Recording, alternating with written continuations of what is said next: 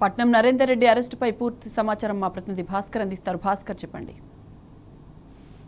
KBR park లో walk చేస్తుండగా arrest చేసినటువంటి కొడంగల్ పోలీసులు కొడంగల్ వైపు తరలిస్తున్నారు. వచ్చినటువంటి పోలీసులు డిఎస్పీ ఆధ్వర్యంలో ప్రత్యేక బృందాన్ని ఇక్కడికి పంపడం జరిగింది. ఇప్పటికే ఈ అరెస్ట్ ను పూర్తిగా ఖండించినటువంటి బీఆర్ఎస్ వర్కింగ్ ప్రెసిడెంట్ తో పాటు మాజీ మంత్రి సిద్దిపేట ఎమ్మెల్యే హరీష్ రావు కూడా దీనిపైన తీవ్రంగా ఆగ్రహం వ్యక్తం చేశారు. పాలనను గాలి కొదిలేసి అరెస్టుల అక్రమ కేసులు ముందస్తు నిర్బంధాలను విధిస్తూ రాజకీయ కక్ష సాధింపు తీసుకోవడం సిగ్గుచేటు ఈ కాంగ్రెస్ ప్రభుత్వానికి అంటూ కూడా ఆయన ట్విట్టర్ వేదికగా ఆయన అభిప్రాయాన్ని వెల్లడించారు. పచ్చని పురాతన ఫార్మాసిటీ పేరిట చిచ్చు పెట్టడమే మీ ప్రజా పాలన అంటూ కూడా తీవ్ర స్థాయిలో ఆయన దుయ్యబట్టారు. నడి రాత్రి రైతులను అరెస్ట్ చేసి పోలీస్ స్టేషన్ లో పెట్టడమే మీ ఇందిరమ్మ రాజ్యం అంటూ కూడా ఆయన ఈ ఎక్స్ వేదికగా ప్రశ్నించారు. ప్రశ్నించే గొంతుకులను అక్రమ అరెస్టులు కేసులు నిర్బంధాలతో అణచివేయలేదని కూడా చెప్పుకొచ్చారు.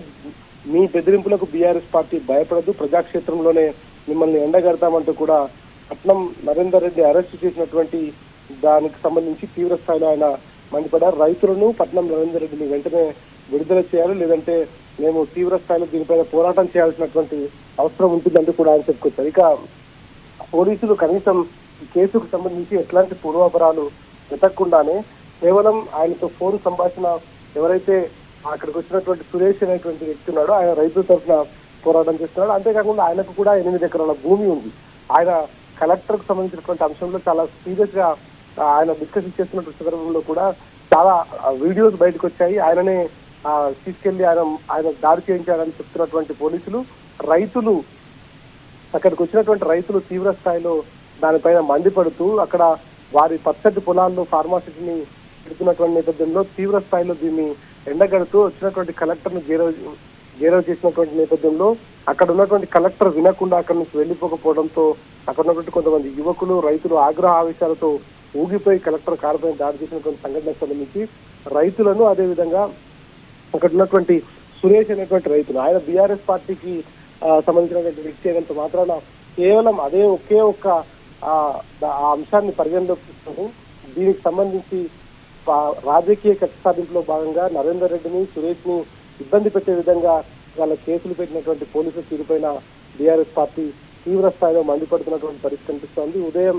6 గంటల సమయంలో బంజారా హిల్స్ లోని కేబీఆర్ పార్క్ దగ్గర వాకింగ్ చేస్తున్నటువంటి వ్యక్తిని 8 మంది కానిస్టేబుల్ అక్కడికి వచ్చి అక్కడి నుంచి లిఫ్ట్ చేసుకుని కొడంగల్ వైపు తరలిస్తున్నారు. ఇక నరేందర్ రెడ్డికి సంబంధించి చాలా క్లియర్ గా ఆయన పార్టీకి సంబంధించినటువంటి నాయకులతో రెగ్యులర్ గా మాట్లాడుతున్నటువంటి దానికి సంబంధించి ఒకే రోజు 42 సార్లు మాట్లాడాడు, ఒకే రోజు 50 సార్లు మాట్లాడారంటూ లేనిపోని అపోహలు సృష్టించేటువంటి ప్రక్రియ కొనసాగిస్తున్నారు.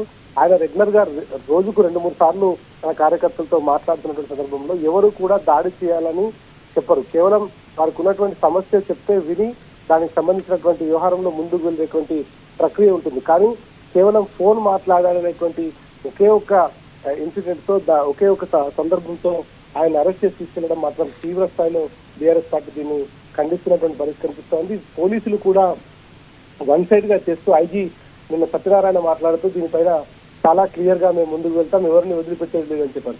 కానీ దాంట్లో అనేక రకాల పార్టీలకు సంబంధించినటువంటి బీజేపీ పార్టీ కావచ్చు, బీఆర్ఎస్ పార్టీ కావచ్చు, రైతులు కావచ్చు, ఇతర పార్టీలకు సంబంధించినటువంటి వాళ్ళు కావచ్చు, కాంగ్రెస్ పార్టీకి సంబంధించినటువంటి వాళ్ళు కూడా ఉన్నారు. కానీ కేవలం బీఆర్ఎస్ పార్టీకి సంబంధించినటువంటి నాయకులను రైతులను అరెస్ట్ చేసి పోలీస్ స్టేషన్ల చుట్టూ తీసుకున్నటువంటి పరిస్థితి కనిపిస్తుంది. నిన్న మనం కొడంగల్లో చూసాం. ఒక మహిళ కడుపుతో ఉన్నటువంటి మహిళ తన భర్తను ఇంట్లో ఉన్నటువంటి సందర్భంలో ఆ భర్తను లాక్కెళ్తున్నటువంటి పరిస్థితి కనిపిస్తుంది. ఇవాళ రాష్ట్రంలో ఇందిరమ్మ రాజ్యం పేరుతో ఎంత అరాచకం జరుగుతుందో మనం చూడాల్సిన అవసరం కనిపిస్తుంది. పోలీసులు కూడా కేవలం వన్ సైడ్ గా వెళ్తున్నటువంటి పరిస్థితి కనిపిస్తుంది. పోలీస్ చర్యలతో ఎప్పుడు కూడా ప్రభుత్వాన్ని నిలబెట్టడం, ప్రభుత్వాన్ని కొనసాగించడం సాధ్యం కాదు అనేటువంటిది ప్రజాస్వామ్యంలో ఇప్పటికైనా పాలకులు గుర్తిస్తే, పోలీసులు గుర్తిస్తే బాగుంటుంది. కానీ దీన్నే అదునుగా భావించి పోలీసులు వన్ సైడ్ గా చేస్తున్నటువంటి పరిస్థితి కనిపిస్తుంది. గతంలో జరిగినటువంటిది కావచ్చు, ఇప్పుడు జరుగుతున్నటువంటి కావచ్చు, భవిష్యత్తులో ఖచ్చితంగా పోలీస్ అధికారులు ఇటువంటి చర్యలకు పాల్పడితే వారికి కూడా చర్యలు తప్పవు అనేటువంటిది చాలా స్పష్టంగా అర్థమవుతున్న పరిస్థితి కనిపిస్తుంది. ప్రస్తుతానికైతే నరేందర్ రెడ్డిని అరెస్ట్ చేసి కొడంగల్ వైపు తరలిస్తున్నారు. కొడంగల్ కు తరలించి అక్కడ విచారిస్తారా, మెజిస్ట్రేట్ ముందు ప్రొడ్యూస్ చేస్తారనేటువంటిది మాత్రం మరి కాసేపట్లో క్లారిటీ వచ్చే అవకాశం కనిపిస్తోంది. Right Bhaskar, thank you.